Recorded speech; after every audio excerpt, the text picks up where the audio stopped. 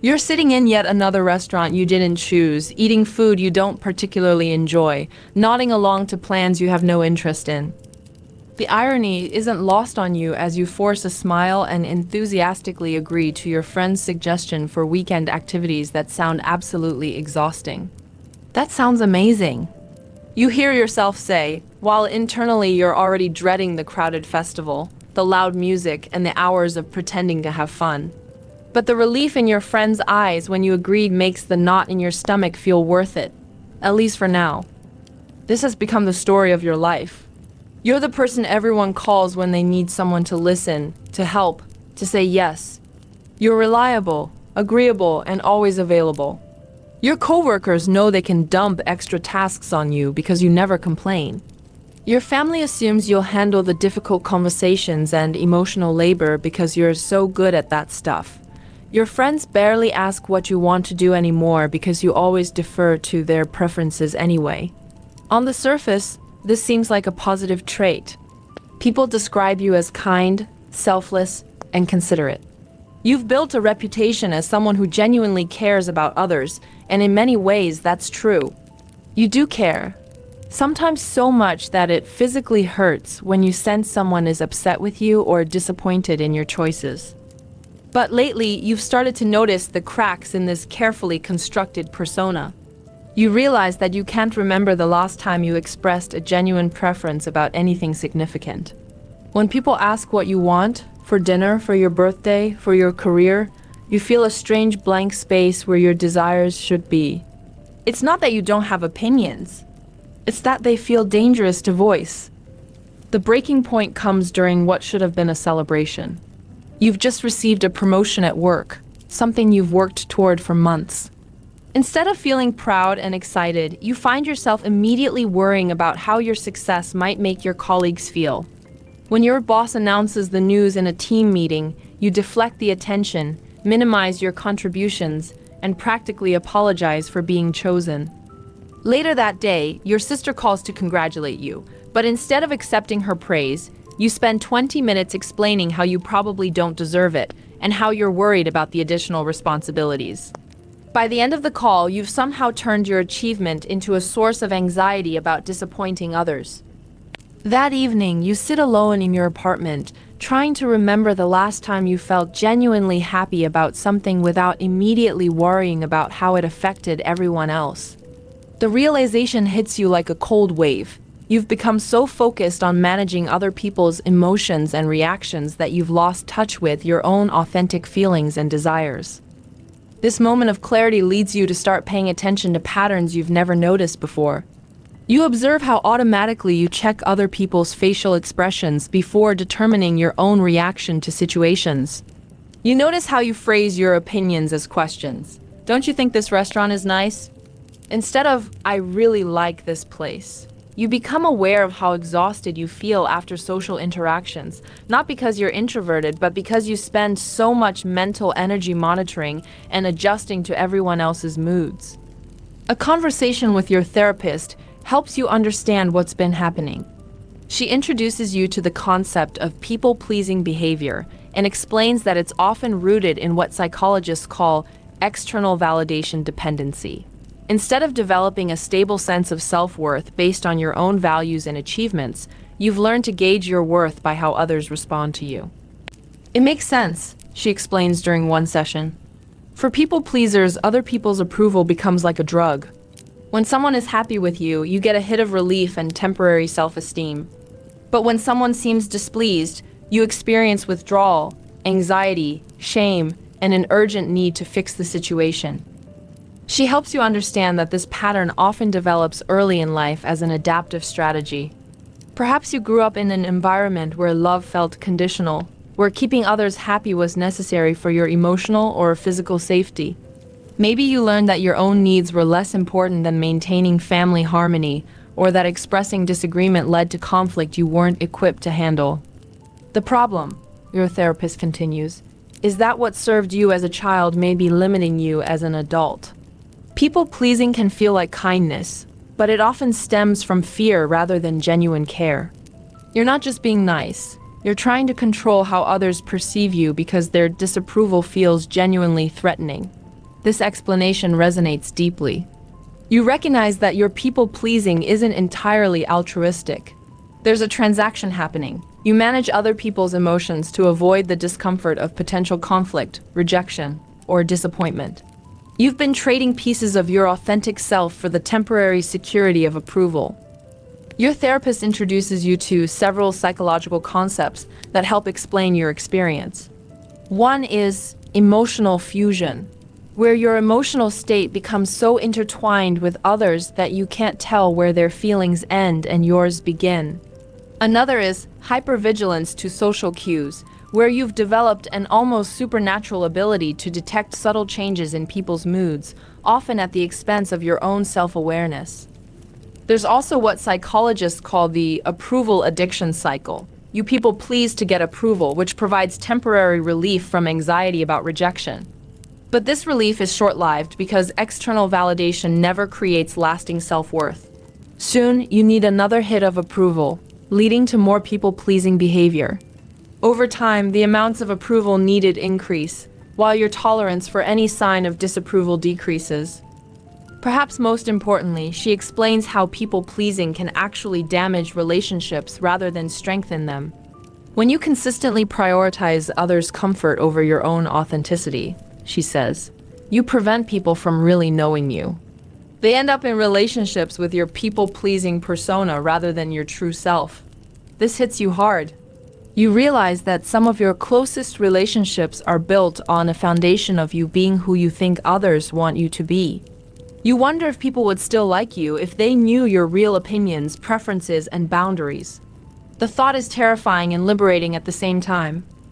Your therapist suggests starting small with what she calls authenticity experiments. Instead of completely overhauling your behavior, you begin practicing tiny acts of genuineness in low-stakes situations. When a cashier asks how your day is going, instead of automatically saying fine, you might say, actually, it's been pretty stressful, if that's true. When a friend suggests a restaurant, you might say, I'm not really in the mood for Italian food. What about something else? Instead of going along with their choice. These small experiments feel revolutionary and terrifying. The first time you express a contrary opinion in a group conversation, your heart races as if you've done something dangerous. You find yourself immediately scanning everyone's faces for signs of disapproval or rejection. When the conversation simply continues without drama, you're almost shocked. Gradually, you begin to understand the difference between being considerate and being inauthentic. Being considerate means taking others' feelings into account while still honoring your own needs and values. Being inauthentic means abandoning your own needs and values to avoid any possibility of discomfort for others. You start practicing what your therapist calls assertive communication, expressing your thoughts and needs clearly and respectfully without trying to control how others react. This feels foreign at first. You're so used to cushioning every statement with apologies and qualifiers that speaking directly feels almost rude. I need to leave by 9 p.m. tonight, you practice saying instead of I'm so sorry, but I might have to leave a little early if that's okay with everyone. But don't worry about me if you want to stay later. The directness feels strange in your mouth, but you notice that people actually respond better to clear communication than to your previous apologetic hedge speak. One of the most challenging aspects of this journey is learning to tolerate other people's negative emotions without immediately trying to fix them. When a coworker seems frustrated after a meeting, your instinct is to approach them, apologize for anything you might have done wrong, and try to cheer them up. Instead, you practice what your therapist calls emotional detachment, recognizing that other people's feelings are their responsibility, not yours. This doesn't mean becoming callous or uncaring. It means understanding that you can be empathetic and supportive without taking on the burden of managing everyone else's emotional state. You can care about someone's feelings without making those feelings your responsibility to fix. The process isn't linear. You have setbacks where you fall back into old patterns, especially during stressful periods or in situations that trigger your deepest fears of rejection. There are days when the approval-seeking behavior feels so automatic that you don't catch yourself until hours later. But gradually, you start to develop what your therapist calls internal validation, the ability to assess your own worth based on your values and actions rather than others' reactions. You begin to notice how different it feels to receive compliments when you've been authentic versus when you've been people-pleasing. Praise for your real self feels nourishing and sustainable. Praise for your people-pleasing persona feels hollow and temporary, like trying to fill a bucket with holes in the bottom. Relationships start to shift in unexpected ways. Some people in your life seem uncomfortable with your new boundaries and authenticity. They push back when you're no longer automatically available for every request or when you express opinions that differ from theirs. This is painful but illuminating. You realize that some relationships were built more on your usefulness than on genuine mutual care. But other relationships deepen in beautiful ways. Friends and family members comment that you seem more present, more engaged, more like yourself. Paradoxically, by worrying less about their approval, you become more genuinely likable. People start coming to you not just for agreement and support, but for your actual thoughts and perspectives. You discover that authenticity is magnetic in a way that people-pleasing never was. When you express genuine enthusiasm about something you care about, others respond with more interest than when you were simply reflecting their energy back to them. When you share real struggles instead of pretending everything is always fine, people feel more comfortable being honest with you in return. Perhaps most surprisingly, you find that setting boundaries actually improves your relationships rather than damaging them. When you're clear about your limits and needs, others know where they stand with you. The constant underlying tension of unexpressed needs and hidden resentments begins to fade. You also discover interests and preferences you'd forgotten you had. Without the constant noise of trying to figure out what others want from you, you have space to notice what you actually enjoy. You remember that you love hiking but hate crowded bars. You realize you're genuinely interested in documentary films but couldn't care less about the reality TV shows you've been pretending to enjoy. You find yourself gravitating toward people and activities that align with your actual values rather than what you think will make you most likable. The most profound change is in your relationship with yourself. The harsh internal critic that used to monitor your every word and action for signs of potential disapproval begins to quiet down. You develop what psychologists call self-compassion, the ability to treat yourself with the same kindness you've always shown others. You learn to recognize the difference between healthy concern for others and anxiety-driven people-pleasing. Healthy concern comes from a place of genuine care and flows naturally without depleting you. People-pleasing comes from fear and requires constant mental effort to maintain. 6 months into this journey, you find yourself in a situation that would have triggered intense people-pleasing behavior in the past. A friend is clearly disappointed that you can't attend their party due to a prior commitment. In the past, you would have canceled your other plans, apologized profusely, and spent the entire party anxiously monitoring their mood to make sure they weren't still upset. Instead, you acknowledge their disappointment, express genuine regret that you can't make it, and suggest getting coffee the following week to catch up. When they respond with a bit of coldness, you notice the familiar anxiety rising, but don't let it drive your behavior. You send a thoughtful message later, but don't spiral into panic about the relationship being damaged. The next day, your friend texts to say they understand and asks about coffee plans. You realize that your catastrophic fears about rejection rarely materialize when you act authentically. Most people respect honesty and boundaries more than they're bothered by them. Looking back, you can see how people-pleasing was like wearing a costume that became so familiar you forgot it wasn't your real skin. The costume felt safe because it protected you from rejection, but it also prevented anyone from seeing or loving your authentic self. Taking it off felt vulnerable and scary, but it allowed for the kind of deep, genuine connections you'd always craved but never quite achieved. Your story illustrates one of psychology's most important insights about human relationships. Authentic connection requires the courage to be disliked. When we try to be everything to everyone, we often end up being nothing special to anyone. When we have the courage to show up as ourselves, flaws, opinions, boundaries, and all, we create space for real intimacy and mutual respect. The research on people-pleasing reveals that it's often driven by what psychologists call rejection sensitivity.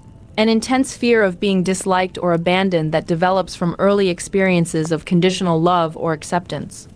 This sensitivity can become so strong that even minor signs of disapproval trigger the same stress response as genuine threats to survival. Understanding this can help explain why changing people-pleasing behavior feels so difficult and scary. Your nervous system has learned to treat authenticity as dangerous because it might lead to rejection. Learning to tolerate the discomfort of potential disapproval is like retraining your brain's alarm system to recognize the difference between real danger and social discomfort. Remember, these are general insights from psychology, and everyone's experience is unique. Some people struggle with people-pleasing due to anxiety disorders, past trauma, or other mental health challenges that may benefit from professional support. The key is recognizing when your desire to help others comes from genuine care versus when it comes from fear-based attempts to control how you're perceived. If you recognize yourself in this story, consider starting with small experiments in authenticity. Notice when you're about to agree to something you don't want or apologize for something that isn't your fault. Pay attention to how it feels to express a genuine preference or set a reasonable boundary. You might discover, as many people do, that the relationships worth having are the ones that can handle your authentic self. The goal isn't to become selfish or inconsiderate. It's to find the balance between caring for others and honoring yourself, to give from a place of choice rather than compulsion, and to build relationships based on mutual respect rather than one-sided accommodation. Thank you for listening, and I hope you enjoyed this little story and the insights it brought.